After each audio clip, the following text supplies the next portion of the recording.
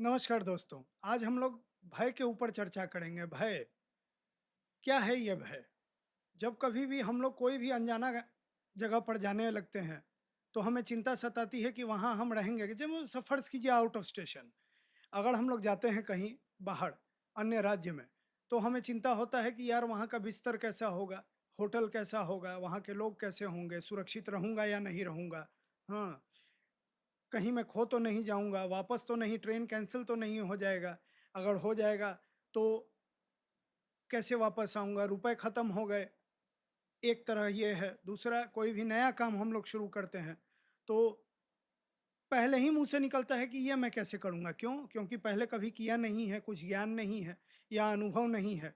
तो उसको लेके हमारे मन में एक रहता है कि ये शायद नहीं हो पाएगा और भय के मारे हम लोग, अगर होने वाला भी वो काम रहे, तो हम लोग करने से बाज आ जाते हैं। दूसरा, या यूँ कहूँ कि तीसरा, शारीरिक चोट लगने का भय। इसके लिए हम लोग अति सावधान रहते हैं। सड़क पर साइड से चलते हैं, बगल से चलते हैं, लोगों से धक्का लगने वाली रहती है तो बगल से थोड़ा रुक जाते हैं।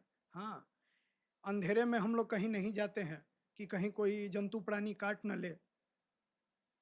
और एक तरह का भय होता है समाज का, सामाजिक भय, कि हम लोग सामने किसी के पड़ जाते हैं तो नए लोगों से मिलना हमसे हम लोग बचते हैं। क्या बात करें? क्या सोचेगा मेरे बारे में? कहीं गलत तो नहीं सोचेगा? या कोई नया कुछ करने जा रहे हैं, तो शर्म हमें रोक देता है कि यार कहीं लोग हँसेंगे।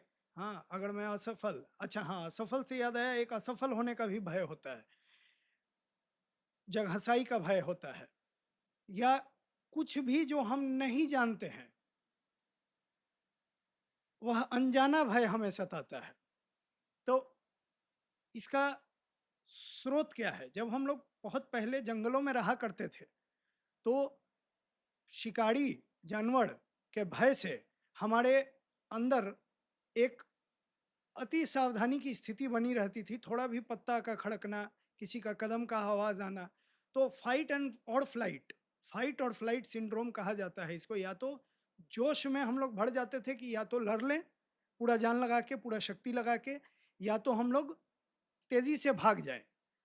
तो ऐसी स्थिति में हमारे हृदय का गति बहुत बढ़ जाता था, पसीना आने लगता था और एक जोश-सा मन में आ जाता था जो हमें या तो जूझने में या तो भागने में मदद करता था। अब हम लोग जंगलों में नहीं रहते, अब हम लोग शहर में, घरों में रहते हैं, खतरा नहीं है। लेकिन खतरा है तो नहीं वास्तव में, लेकिन वह खतरा दूसरे रूप में सामने आ जाता है, यही सब जो मैंने बताया।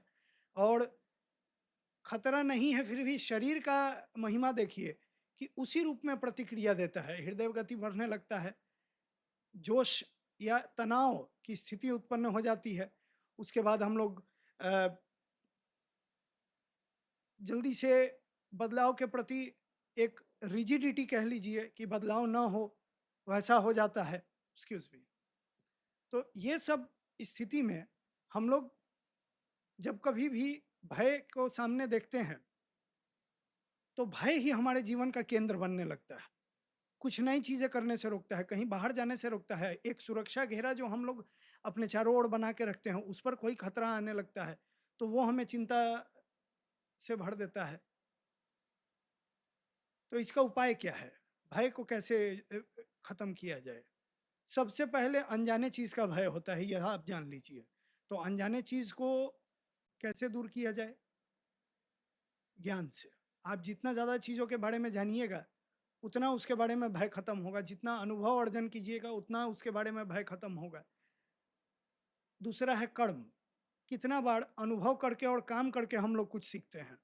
किताब बड़ी अच्छी चीज़ है, लेकिन जब तक आप सामने उतर के उस काम को नहीं करते हैं, जब असली समस्याएँ आपके जीवन में आती हैं, करते हुए में जब समस्याएँ आपके सामने आती हैं, तो आप उन समस्याओं का समाधान ढूँढने में जुटते हैं। और एक बार समस्या का समाधान किया, दूसरा समस्या का समाधान किया, तीसरा, चौथा करते-करते आपका मनोबल बढ़ने लगता है और भय का धीरे-धीरे नाश हो जाता है। सामाजिक भय की अगर बात करूँ, तो इसका एक बड़ा अत्यंत ज़रूरी पहलू है कि अपने तरफ, अपने आस-पास वैसे ही लोगों को रखें जो आपको प्रोत्साहित करते हों, जो आपकी चेष्टाओं की सराहना करते हों, जिनका आपके क्षमताओं में विश्वास हो, जो आपको आगे बढ़ता हुआ देखकर आपको और आगे बढ़ने में आपकी मदद करें और स्वयं भी अपने जीवन में वे लगातार आगे बढ़ रहे हैं, वे ही आगे बढ़ने के मूल्य को समझेंगे। अगर अगर बात-बात पर कोई आपको हतोत्साहित करता है, भय दिखाता है, मनोबल तोड़ने का काम करता है, तो भैया जितना तक का ज़रूरत हो उतना भर का ही मतलब रखें। ऐसा आदमी आगे बढ़ने में जीवन में समस्या पैदा अगर करता हो तो उसे समस्या ना पैदा करने दें, फिर अपने आस-पास के भीड़ को बदलने का काम करें। उसके बाद समाज क्या सोचेगा उसका भय में अगर पड़िएगा, तो ये बड़ा ही दुर्भाग्यपूर्ण बात है। आपका जीवन है, आप जी रहे हैं, मृत्यु के समय आप विचार करेंगे कि क्या आप कर सकते थे और आपने नहीं किया। अफ़सोस आपका रह जाएगा, इसके लिए और कोई उत्तरदायी नहीं है। आपका जीवन के लिए केवल और केवल आप उत्तरदायी हैं। तो ऐसी स्थिति में जगहंसाई का भय अपने मन से निकाल हाँ, कोई अमर्यादित काम मत कीजिए, कानून मत तोड़िए। किंतु अगर आप मर्यादा में रह के सामाजिक नियमों और परंपराओं में रहकर काम कर रहे हैं और कानून के हिसाब से जी रहे हैं, कानून मानने वाले इंसान हैं आप, तो प्रयास करने के लिए फिर लोक लज्जा कैसा है? आप खुद विचार करके देखिए। प्रयास कर रहे हैं, तो प्रयास करने पर अगर आप असफल भी हो जाते हैं, तो उससे कुछ शिक्षा ही तो लेके वापस आएँगे। तो इस तरह की मानसिकता अपनी बनाइए कि हाँ, यदि कुछ नहीं हो पाया तो कुछ नया सीख के वापस आऊँगा, है ना? और अनजाने चीज़ों का भय जो है, जिसके लिए मैं कह चुका हूँ कि ज्ञान अर्जन कीजिए। धीरे-धीरे आप जब अपने भय पर काम करने लगेंगे, मैं तो कहता हूँ कि जब कभी भी आपको भय लगे, आप सामने से उसका सामना करें, उसको फेस करें, जो-जो आपको भय का बिंदु है उसको लिख लें और कैसे-कैसे उसको काटा जा सकता है या क्या-क्या आप कर सकते हैं, उस भय को समाप्त करने के लिए ज़रूर उस काम में लग जाएँ। इस भय को आप खत्म कर दें वरना अगर ये भय खत्म नहीं होता है, तो इसका एक और साइड इफ़ेक्ट यह है कि एक तो ये आपको तनाव से भर देता है, दुःख से भर देता है, फ्रस्ट्रेशन, चिंता, क्रोध वगैरह-वगैरह सब तो होता ही है। एक भयभीत आदमी स्वयं भी दुखी रहता है, याद रखिएगा और अपने आस-पास के लोगों को भी दुखी करता रहता है।